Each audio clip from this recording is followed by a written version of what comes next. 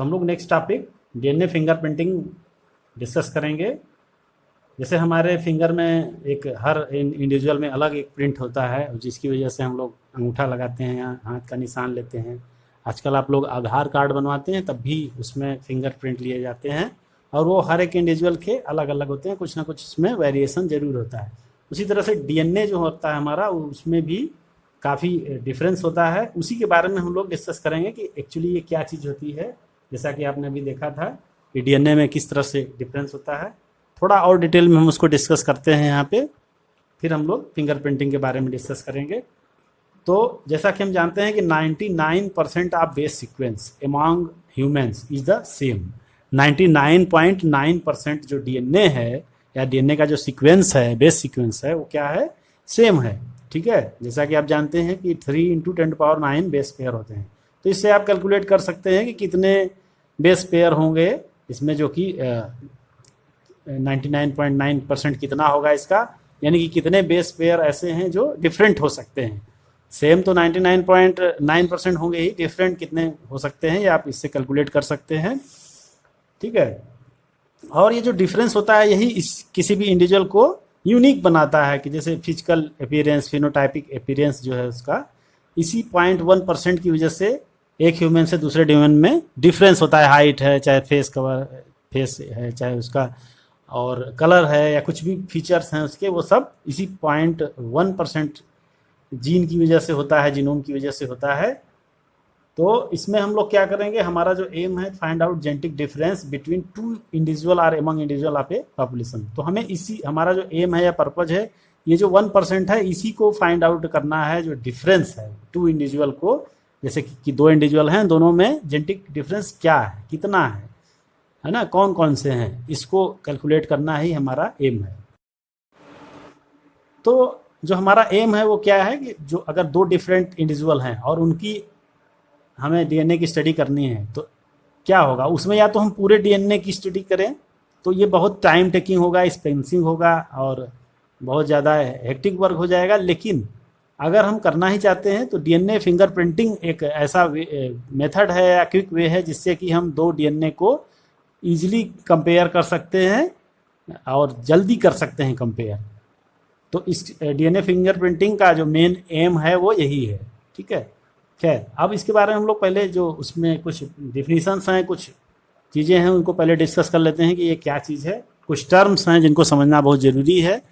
इसके बाद हम फिर उस मेथड के बारे में डिस्कस करेंगे कि जैसे ये डीएनए फिंगरप्रिंटिंग की जाती है। तो सबसे पहले हम लोग डिस्कस करेंगे रिपीटिटिव डीएनए के बारे में, कि रिपीटिटिव डीएनए क्या चीज़ होती है। तो रिपीटिटिव डीएनए का मतलब कोई डीएनए का सेगमेंट है ना, तो small stretch of DNA repeated many times. कोई एक डीएनए का पार्ट है या कोई सीक्वेंस है, वो बार बार रिपीट हो रहा है, तो उसको हम लोग बोलेंगे रिपीटिटिव डीएनए। जैसे ACTG है, फिर ACTG, फिर ACTG, एक ही चीज़ बार बार कंटिन्यूली बार बार वो आ रही है। तो ऐसे एक ही साथ कंटिन्यूटी में होना चाहिए, ऐसा नहीं कि एक बार यहाँ है फिर थोड़ी दूर पर, ऐसे नहीं। कंटिन्यूटी में बार बार वो रिपीट हो रहा है ना, चाहे वो 5 ही बेस पेयर हो या 10 बेस पेयर हो या 20 हो, लेकिन वो रिपीट हो रहे हो बार बार। तो ऐसे सीक्वेंस को हम लोग बोलेंगे रिपीटिटिव डीएनए। अब इन रिपीटिटिव डीएनए में भी, है ना, जो हाई रिपीटेशन सीक्वेंस है, जो बार बार हो रहे हैं, उनका मतलब रिपीटेशन का टाइम्स बहुत ज़्यादा है ना, हाईली रिपीटिटिव डीएनए, तो उनको हम लोग बोलते हैं सैटेलाइट डीएनए। ठीक है, कि उसमें जैसे एक डीएनए सीक्वेंस है 10, 20 या 100 या 1000 बेस पेयर का, वो 10 times, 20 times, 30 times, 100 times, even 1000 times repeat हो रहा है, तो उसको हम लोग क्या बोलेंगे, सैटेलाइट डीएनए। और इनको हम लोग कैसे सेपरेट करते हैं, नॉर्मल डीएनए से, जिसको नॉर्मल जो जीनोमिक डीएनए है, जिसको हम लोग बल्क डीएनए बोलते हैं, उससे इस रिपीटिटिव डीएनए या सैटेलाइट डीएनए को हम लोग कैसे सेपरेट करते हैं। इसके लिए हम लोग यूज करते हैं डेंसिटी ग्रेडियंट सेंट्रीफ्यूगेशन। तो उसके इस मेथड से इसको हम लोग सेंट्रीफ्यूज से इसको सेपरेट कर लेते हैं। तो यहाँ पे आप एक ग्राफ देख रहे हैं, इसमें ये सैटेलाइट डीएनए है और ये बल्क डीएनए है। तो सैटेलाइट डीएनए चूंकि बल्क डीएनए से कम होता है, तो यहाँ पे आप ये ग्राफ देख रहे हैं प्रेजेंटेशन, ये सैटेलाइट डीएनए को रिप्रेजेंट कर रहा है और ये बल्क डीएनए को रिप्रेजेंट कर रहा है। तो इस तरह से देखते हैं कि satellite DNA forms small peaks, while genomic DNA forms bulk major peak, या bulk DNA forms major peak, highest peak या हाई पीक आप कह सकते हैं इसको। तो इस तरह से इस यहाँ पे ये डेंसिटी ग्रेडियंट सेंट्रीफ्यूगेशन से हमने दोनों तरह के डीएनए को सेपरेट कर लिया है। तो सैटेलाइट डीएनए आप समझ गए होंगे कि ऐसे डीएनए जिसमें कि रिपीटेटिव सीक्वेंस बहुत ज़्यादा हो, बहुत ज़्यादा उसमें रिपीटेशन हो, और इसके बारे में भी हम डिटेल में पढ़ेंगे। इसमें भी कई तरह के डीएनए होते हैं, सैटेलाइट में भी बहुत सारे होते हैं। इसके बाद एक तो हम लोग सैटेलाइट डीएनए के बारे में डिस्कस कर रहे थे। तो सैटेलाइट डीएनए जो होता है उसमें भी हम थोड़ा सा क्लासिफिकेशन कर सकते हैं। कैसे कर सकते हैं कि depending on base composition, base composition कौन कौन से, A⁻T और G⁻C।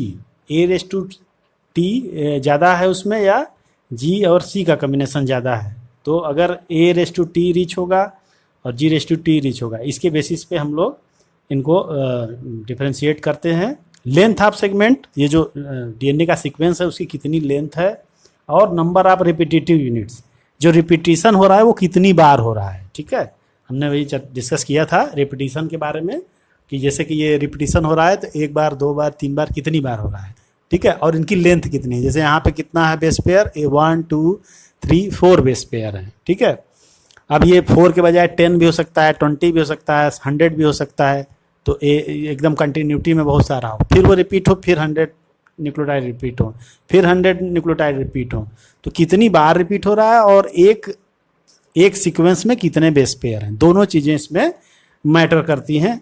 तो हम लोग माइक्रो सैटेलाइट की अगर बात करते हैं तो उसमें जनरली जो देखा गया कि 2 to 6 बेस पेयर या थोड़ा बहुत और ज़्यादा हो सकता है, ये होता है एक सीक्वेंस में। जैसे हमने यहाँ 4 दिखाया है तो 2 to 6, 2 भी या 6 तक यहाँ पे हो सकते हैं जो कि बार बार रिपीट होते हैं। ठीक है, और तो ऐसे सैटेलाइट डीएनए को हम लोग बोलते हैं जिसमें 2 to 6 base pair he repeat होते हों, बार बार रिपीट होते हों, तो ऐसे को हम लोग बोलेंगे माइक्रो। माइक्रो का मतलब ही होता है एकदम स्मॉल, बिल्कुल माइक्रोस्कोप जैसे आप लोग कहते हैं, बिल्कुल माइक्रो का मतलब बिल्कुल छोटा सा बिल्कुल। फिर आता है मिनी सैटेलाइट। मिनी सैटेलाइट का मतलब, मिनी सैटेलाइट डीएनए का मतलब जिसमें कि जो रिपीटेड सीक्वेंस है या बेस पेयर है, जैसे यहाँ पे जो ये रिपीटिशन हो रहा है वो कितने हो, 10 to 60 हो, मैंने 60 कंटिन्यूटी में हो, फिर उसके बाद वही चीज़ 60 हो, फिर वही चीज़ बाद 60 हो। जैसे हम लोग नंबरिंग करते हैं तो हमने नंबर लिखा 1 से लेके 50 तक, फिर उसको 1 से लेके 50 तक, फिर 1 से लेके 50 तक, इस तरह से इसको बार बार हम लिखें तो क्या हो जाएगा, रिपीटेड सीक्वेंस हो जाएगा। तो मिनी सैटेलाइट में भी यही होता है कि एक बेस पेयर का एक पर्टिकुलर सीक्वेंस है, बेस पेयर 4 ही होंगे नो डाउट, लेकिन सीक्वेंस जो होगा उनका वो एक होगा, फिर वही सीक्वेंस फिर रिपीट होगा, फिर रिपीट होगा, फिर रिपीट होगा। तो वो कितनी बार रिपीट हो सकता है, 5 to 50 times, 5 to 50 times repeat हो सकता है। और कितने बेस पेयर, एक सीक्वेंस में कितने बेस पेयर होंगे, 10 to 60, 10 से लेकर 60 तक कुछ भी हो सकते हैं, है ना, 45 भी हो सकते हैं, 40 भी हो सकते हैं। और रिपीट कितने बार होगा, 5 to 50 टाइम। तो आप अंदाज़ा लगा सकते हैं कि कितना लंबा या कितना लॉन्ग चेन हो सकती है इसमें। अगर 60 ले लिया जाए और यहाँ 50 ले लिया जाए तो कितने बेस पेयर हो जाएंगे, 300,000 बेस पेयर आपके हो जाएंगे एक ही रिपीटेटिव डीएनए या सैटेलाइट डीएनए में। ठीक है, तो इतने तक हो सकते हैं इसमें। ठीक है, और इसमें जो खास बात यह है कि मोर देन 1000 लोकेशन। अब ऐसा जो सीक्वेंस है, एक तो ये कंटिन्यूटी में हो गया, इतना हो सकता है 3000 तक या 50, 10 to 60 और 5 to 50 टाइम। दूसरा ये कितनी जगह पे, पूरे डीएनए में 1000 प्लेस पे या लोकेशन पे ऐसा हो सकता है। तो फिक्स तो नहीं है, लेकिन कि अलग अलग इंडिविजुअल में ये नंबर अलग अलग होगा। ठीक है, लेकिन क्या होगा कि एक इंडिविजुअल में वो चीज़ फिक्स होती है, वो बदलती नहीं है कि बार बार चेंज होता रहे। ठीक है, और यही जो रिपीटेड सीक्वेंस है, ये बेस पेयर का सीक्वेंस है, इनका रिपीटिशन का पैटर्न है और कितने लोकेशन पे हैं, यही डीएनए फिंगरप्रिंटिंग का बेसिस बनता है। क्योंकि ये हर इंडिविजुअल में फिक्स है और हर इंडिविजुअल में डिफरेंट है, वेरिएशन है इसमें, हर इंडिविजुअल में अलग अलग है। तो इस सीक्वेंस को हम लोग अगर किसी तरह जान लें, समझ लें, देख लें, तो हम ये पता लगा सकते हैं कि वो किस इंडिविजुअल का है। कैसे पता लगा सकते हैं, जैसे कि जो जितने भी किसी भी इंडिविजुअल है, कोई भी आदमी है, औरत है, उसके बॉडी में जितने भी टिश्यूज हैं, ठीक है ना, जैसे ब्लड है, हेयर फॉलिकल है, स्किन है, बोन है, सलाइवा है, स्पर्म है, इन सब में हर में टिश्यू होता है, आप जानते हैं, सेल्स होती हैं। तो उन सेल्स के अंदर जो डीएनए होगा उसका पैटर्न या उसका पॉलीमॉर्फिज्म यही होगा, सेम होगा, एग्जैक्टली सेम होगा। तो हम कुछ भी हमें मिल जाए, जैसे कि आप जानते हैं कि फॉरेंसिक साइंस में आप देखे होंगे कि कोई भी सैंपल मिल गया, ब्लड का सैंपल मिल जाए, बाल का सैंपल मिल जाए, हेयर का, स्पर्म का मिल जाए, सलाइवा का मिल जाए, बोन का टुकड़ा, कोई भी शरीर का एक टिश्यू मिल जाए हमें, तो उससे हम पैटर्न जान जाते हैं उसके डीएनए का। इसी को हम लोग डीएनए फिंगरप्रिंटिंग करते हैं, ठीक है। तो इसका पूरा टेक्निक हम आगे डिटेल में पढ़ेंगे किस तरह से ये चीज़ की जाती है। लेकिन अंतर क्या है, मतलब इसमें कैसे पता करते हैं कि ये जो पॉलीमॉर्फिज्म है, ये जो रिपीटेड सीक्वेंस है, ये जो VNTR है, ये हर टिश्यू में एक ही होगा।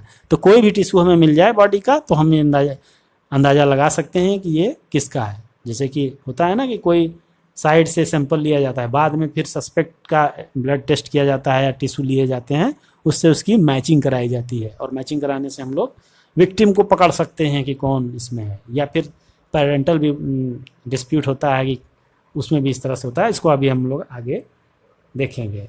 तो as polymorphism in DNA sequence is the basis of genetic mapping of human genome as well as DNA fingerprinting. आप समझ गए इस चीज़ को कि जेनेटिक मैपिंग के लिए ह्यूमन जीनोम की अगर हमको मैपिंग करनी है या फिर डीएनए फिंगरप्रिंटिंग करनी है, दोनों केस में ये जो पॉलीमॉर्फिज्म हो रहा है, रिपीटिशन हो रहा है सीक्वेंस में डीएनए के, यही हमारा बेसिस बनता है। आप अच्छी तरह समझ रहे होंगे अब। तो पॉलीमॉर्फिज्म का मतलब है वेरिएशन एंड जेनेटिक लेवल, और ये म्यूटेशन की वजह से भी हो सकता है। कई बार ये म्यूटेशन की वजह से होता है। जनरली हम कह सकते हैं कि ये म्यूटेशन की वजह से होता है, और म्यूटेशन के बारे में आप पढ़ चुके हैं कि म्यूटेशन कैसे हो सकता है। तो म्यूटेशन जनरली क्या होता है कि सोमैटिक सेल्स में भी हो सकता है और जर्म सेल में भी हो सकता है।